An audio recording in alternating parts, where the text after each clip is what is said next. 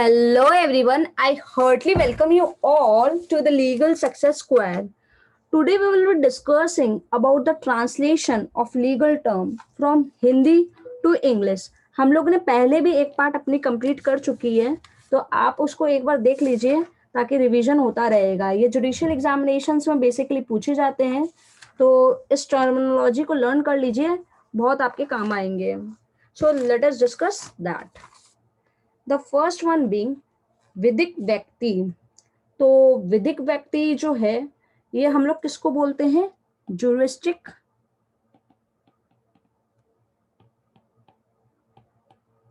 Person को बोलते हैं। विधिक व्यक्ति का मतलब होता है जुरिस्टिक पर्सन। तो सेकंड वन हम लोग चलते हैं अंतरा विवेचनीय। अंतरा विवेचनीय का मतलब क्या होता है? इंटरप्लीडर। आपको जुरिस्टिक पर्सन का मतलब पता ही होगा, हम मीनिंग भी थोड़ा बता देते हैं ताकि आपको जल्दी से लर्न हो जाएगा। जुरिस्टिक पर्सन का मतलब होता है कोई भी body of person, corporation, partnership या कोई भी लीगल एंटिटी जो कि कौन रिकॉग्नाइज कर रहा है? लॉ रिकॉग्नाइज कर रहे हैं as a subject of right या ड्यूटीज। और इसको हम लोग आर्टिफिशियल पर्सन भी बोलते हैं। आर्टिफिशियल पर्सन भी बोलते हैं, तो ये याद रखिएगा। Artificial person writing over here also. तो अंतरा विवेचनीय को इंटरप्लीडर बोलते हैं। आप लोग ने देखा ही होगा सीपीसी में जो भी इंटरप्लीडर सूट फाइल करता है, क्योंकि टाइटल डिस्प्यूट में रहता है, दो या दो से ज्यादा पार्टीज रहते हैं, किसका होगा किसी को नहीं पता रहता है, और जो पर्सन फाइल करता है उसका कोई इंटरेस्ट उसमें नहीं रहता है। खाली उसको क्या चाहिए होता है कि जितनी भी कॉस्टिंग लगी है सूट्स वगैरह की वो उसको मिल जाए। तो इसको इंटरप्लीडर सूट बोलते हैं। विधि, विधि को क्या बोलते हैं? लॉ। विधि को क्या बोलते हैं? लॉ। जिसका मतलब क्या होता है कि कोई भी रूल्स एंड रेगुलेशंस बना गया है हमारे ताकि हमारा शासन अच्छे से हो, स्टेट का शासन अच्छे से हो, एडमिनिस्ट्रेशन अच्छा हो, और जो भी रिकॉग्नाइज्ड या एस्टैब्लिश्ड हुआ है हमारे सोसाइटी के द्वारा, वो रूल्स एंड रेगुलेशंस अच्छे से गवर्नड हो, उसको लॉ बोलते हैं। तो law is basically a set of rules and regulations which is recognised by our society. अब नेक्स्ट वन इज उन्मत्तता या पागलपन। एक ही बात है, इसको क्या बोलते हैं? इंसैनिटी।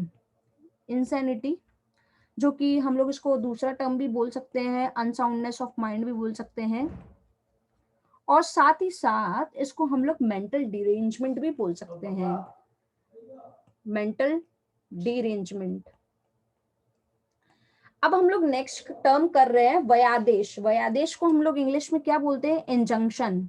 इंजंक्शन बोलते हैं, जिसका मतलब क्या होता है? कोई भी ऑर्डर या judgement by which a party to an action is required to do or refrain from doing a particular act।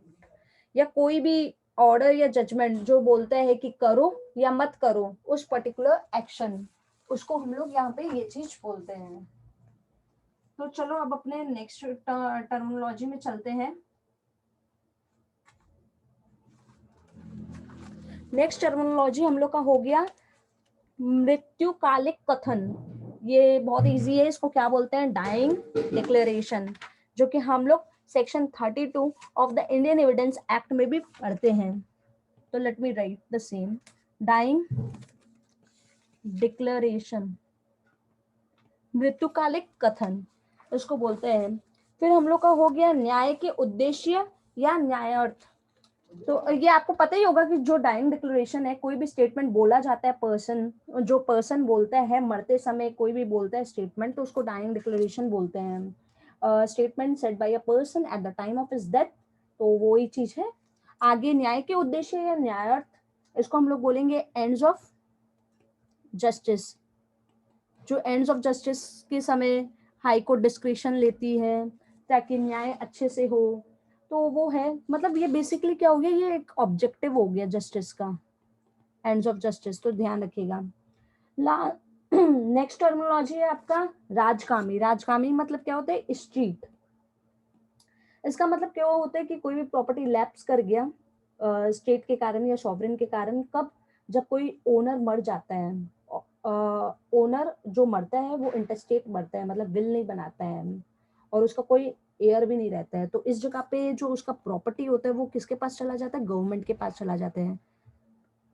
तो नेक्स्ट टर्मिनोलॉजी है विविंद। विविंद का मतलब होता है एस्टॉपल। विविंद का मतलब होता है एस्टॉपल, जहाँ पे कोई पर्सन अगर कोई बात बोल देता है और वो चीज वो बात बिलीव करवाता है, करवा देता है दूसरे पर्सन को अपने एक्ट के द्वारा, तो फिर वो बाद में डिनाई नहीं कर सकता है उस सच को, तो उसको हम लोग बोलते हैं विविंद, एस्टॉपल।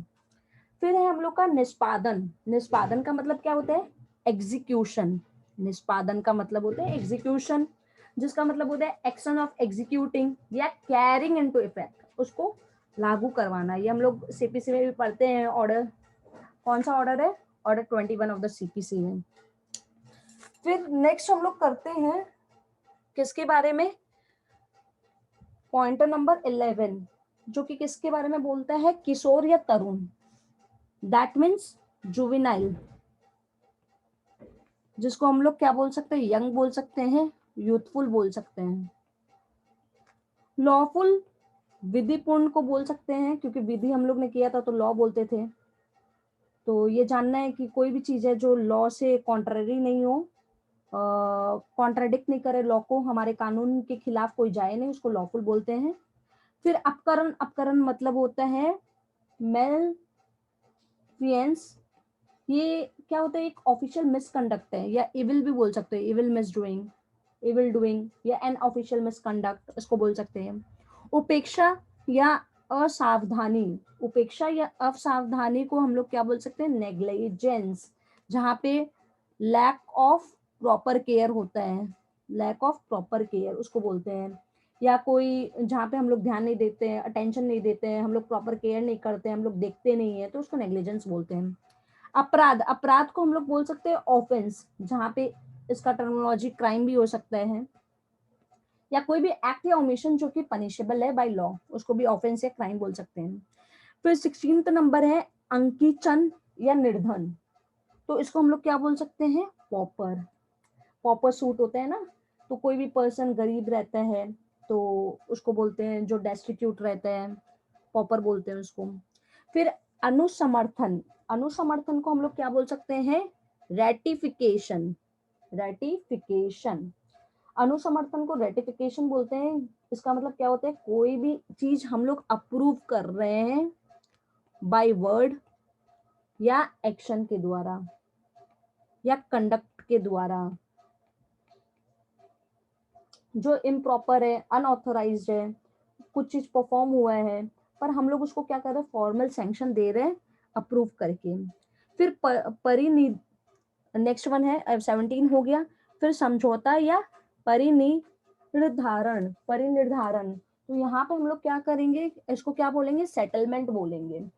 जिसका मतलब क्या होता है, कोई भी डिसीजन ऑफ अ क्वेश्चन या डिस्प्यूट, जहाँ पे डिस्प्यूट रहता है पार्टीज के बीच में, और उसको हम लोग क्या करते हैं, डिसाइड कर देते हैं, तो उसको सेटलमेंट बोलते हैं। अब है उपकृत्य या दुष्कृति, उसको हम लोग बोलते हैं टॉर्ट। अब टॉर्ट तो आपको सभी को पता है कि ये क्या है, एक सिविल रॉन्ग है, जो कि कॉन्ट्रैक्ट नहीं है, ना ही क्रिमिनल ब्रीच ऑफ ट्रस्ट है।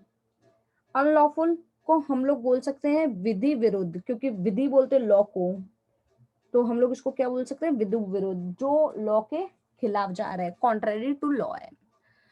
ये हम लोग का ये जो है ट्रांसलेशन बहुत ज्यादा इंपॉर्टेंट है। मीनिंग भी मैंने आपको बताया, ये एमपीजेएस बोलो, झारखंड बोलो, राजस्थान बोलो, छत्तीसगढ़ बोलो, या और भी जुडिशियल स्टेट एग्जामिनेशन, जैसे हरियाणा में अगर हिंदी आता है और वेस्ट बंगाल में अगर हिंदी आता है ट्रांसलेशन, तो ये सब टर्मिनोलॉजी आ सकते हैं। तो आप इस चीज ये टर्मिनोलॉजी को लर्न कर लीजिए। Thank you guys, keep learning.